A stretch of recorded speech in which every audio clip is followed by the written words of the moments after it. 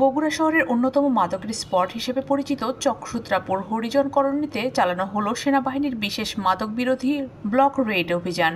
রাত 2:45 থেকে বৃহস্পতিবার সকাল 7টা পর্যন্ত পরিচালিত এই অভিযানে প্রায় 2 কিলোমিটার এলাকা ঘিরে নিয়ে শতাধিক বাড়িতে অভিযান চালিয়ে উদ্ধার করা হয়েছে বিপুল পরিমাণ মাদকদ্রব্য, দেশীয় অস্ত্র ও মাদক বিক্রির নগদ টাকা।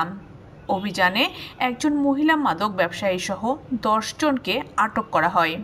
ঘটনাস্থল থেকে জানা যায়, বাংলাদেশ সেনাবাহিনীর বগুড়া সদর ক্যাম্প কমান্ডার ক্যাপ্টেন জানে আলম সাদিক, লেফটেন্যান্ট আল ফাহাদ সানির তত্ত্বাবধানে প্রায় অর্ধশতাধিক সেনা সদস্য রাত থেকে সকাল পর্যন্ত কয়েক ধাপে এই অভিযান পরিচালনা করেন। অভিযানে দেখা যায়, ওই এলাকায় প্রায় প্রতিটি বাড়ি থেকেই কম বেশি মাদক উদ্ধার হয়েছে।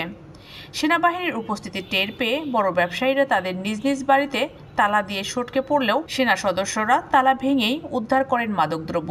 প্রাথমিক গণনা অনুযায়ী অভিযানে 3000 বোতল বাংলা চোলাই মদ, 150 গ্রাম হিরোইন, 15 কেজি গাঁজা, চাপাতি, চাকু, কুড়াল, ধারালো দা সহ ছোট বড় 30টি দেশীয় অস্ত্র ও মাদক বিক্রির নগদ টাকা উদ্ধার করা হয়। অভিযানে এক নারী মাদক ব্যবসায়ী, কিশোর গ্যাংয়ের 4 সদস্য সহ 10 জনকে আটক করা হয়।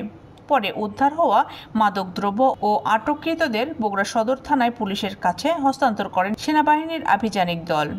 এলাকাভিত্তিক মাদক, সন্ত্রাস ও কিশোর গ্যাংয়ের বিরুদ্ধে সেনাবাহিনীর এই অভিযান চলমান থাকবে বলেও জানান সংশ্লিষ্টরা।